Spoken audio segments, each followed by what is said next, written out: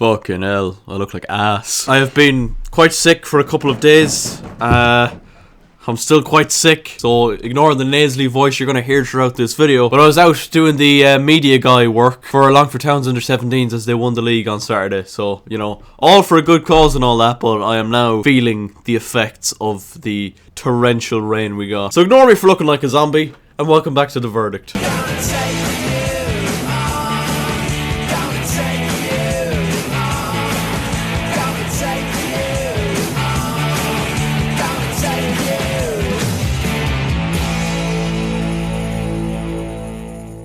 Hello guys, how are you getting on? My name is Aaron Kelly and you're very welcome back to another episode of the Premier League Verdict. As I said, my voice is quite nasally, I'm quite sick, but the show must go on. It wouldn't be a week during the season where we don't have a Premier League Verdict, that's all I'm saying. And to reward me for my incredible commitment to the cause, you could slap a like on the video before we get going and also subscribe if you haven't already. We're aiming for 1k by the end of the year. Not sure if I've mentioned it, but that is the goal.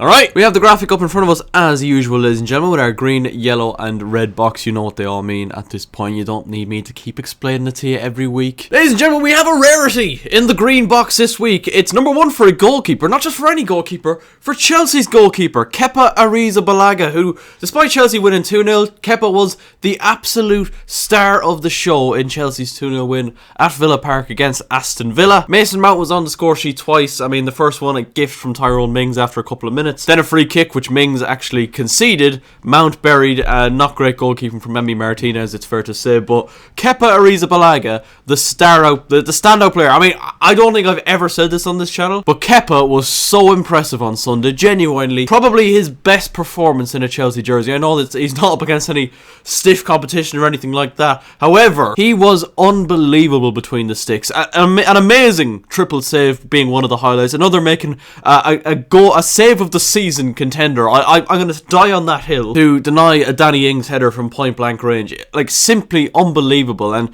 he was kind of in the team anyway, I believe, towards the end of the Thomas Tuchel era. And Graham Potter has come in and just kind of kept him in there.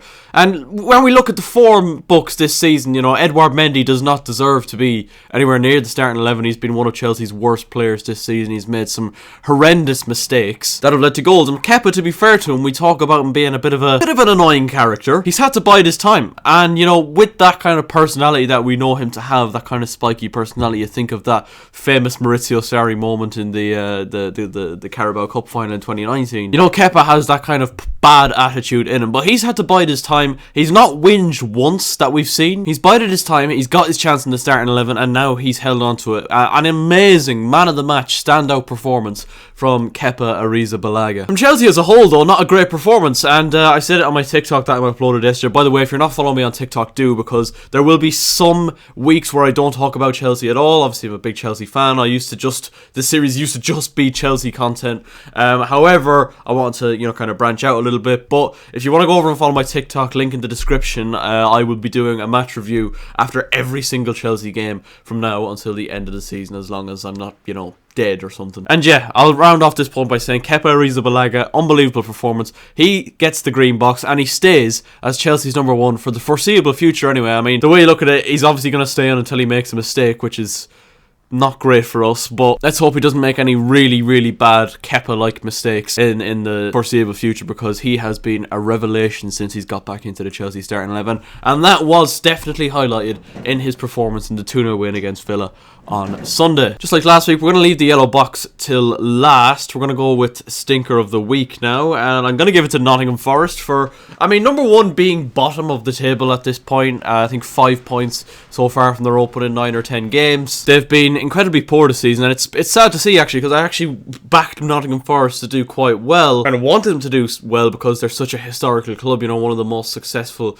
historically in English history, really they are. When you look at their Champions League successes, I believe they won back-to-back Champions Leagues back in the day, and you know, their return to the Premier League has certainly been a long time coming. They've just started off the season so poorly, reflected in their 1-0 defeat to Wolves at the weekend. Ruben Neves scoring a penalty, that was the difference between the two sides. But we're not actually given the Stinker of the Week for that performance, or even for the fact that Nottingham Forest are still rock bottom of the league. We're giving it for the absolute bodying that the Nottingham Forest Twitter took following the defeat to Wolves. Obviously, they put out a tweet before the game saying, something like playtime or something was the caption, and it was just like one of the players with 3 Wolves playing with 3 Wolves or whatever. And obviously that was Wolves' like biggest marketing kind of thing. They hired 3 Wolves, I believe, for some new signings or just like their start of the season kind of promo stuff. So, you know, understandably that became a bit of a meme. Now Nottingham Forest have tried to poke fun. Big, you know, bad decision before the game to post that. And when Wolves managed to get the 1-0 victory over Nottingham Forest, there was a response from the Wolves Twitter saying playtime's over with an axe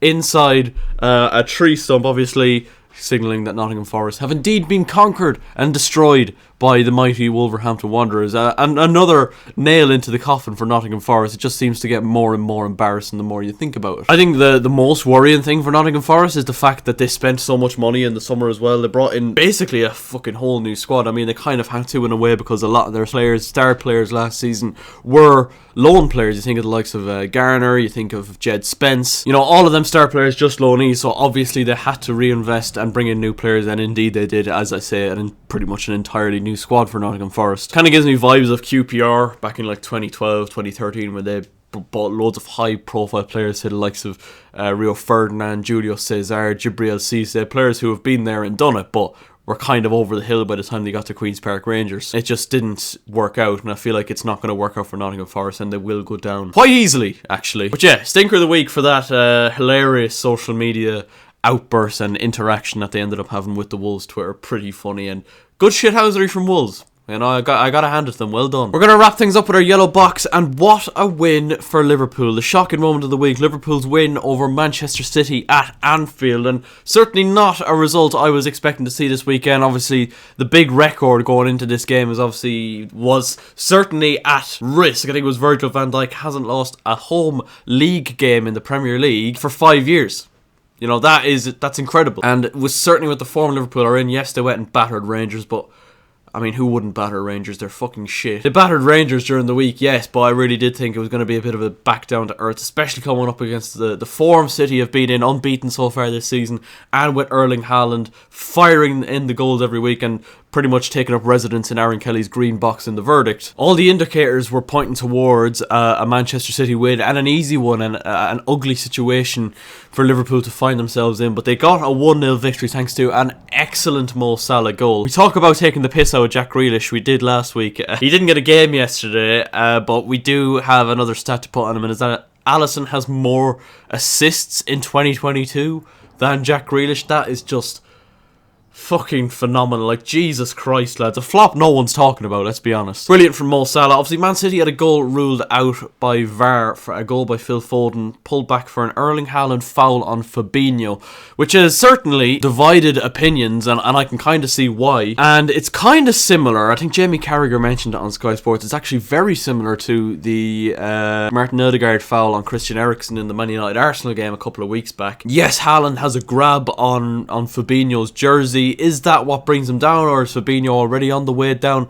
I don't know. In my view, I would still stand by the fact that I think it's very soft. A couple of weeks back, I said that I thought the Odegaard foul on Eriksen was very soft, and I think this is very, very similar indeed. I don't think there's enough there, especially when, like I said a couple of weeks ago, I'm going to be repeating myself a lot here, but the margin for fouls and for physical contact has grown in a sense. You know, the refs want to be a bit more lenient when it comes to the amount of contact that's allowed between players in the Premier League, and in that sense I don't think there's enough there to warrant a foul and a free kick in Liverpool's favour, and to go and disallow a Phil Foden goal. I think, you know, it's such a vital point in the game where if that goal counts, we're looking at possibly Man City taking the reins and starting to take control of the game. Liverpool probably overall, I would say, deserved to get all 3 points yesterday, but you know, I'm just going to give my thoughts on it, and from a neutral standpoint, like I didn't give a shite who won yesterday between Liverpool and Manchester City. I'm just saying, from a neutral standpoint, I don't feel like there was enough there to, number one, give a foul, but number two, to disallow Phil Foden's goal. But what a goal it was by Mo Salah. Alisson with the assist, a brilliant kick from him. The turn was incredible, and he'd missed a one-on-one a couple of moments earlier. Mo Salah made no mistake this time, absolutely brilliant. And following the Rangers game and now this, is this the time now that Liverpool's season gets really kick-started and underway? I think they're only 6 points off Chelsea in fourth now, which obviously they would have had higher expectations and, you know, beliefs at the start of the season that they could forge a bit of a title push, which, you know, they have done over the last couple of years. That seems like it's going to be a bit much now, but they have managed to stop Manchester City, the first team to do that this season. And what a game of football it was. Alright, that's where we're going to wrap it up. Let me know your thoughts on the boxes in the comments down below. Like I say, go follow me on TikTok. We're posting incredibly frequently over there. Also, leave a like on the video if you did enjoy. Subscribe here if you are new, and I will catch you later.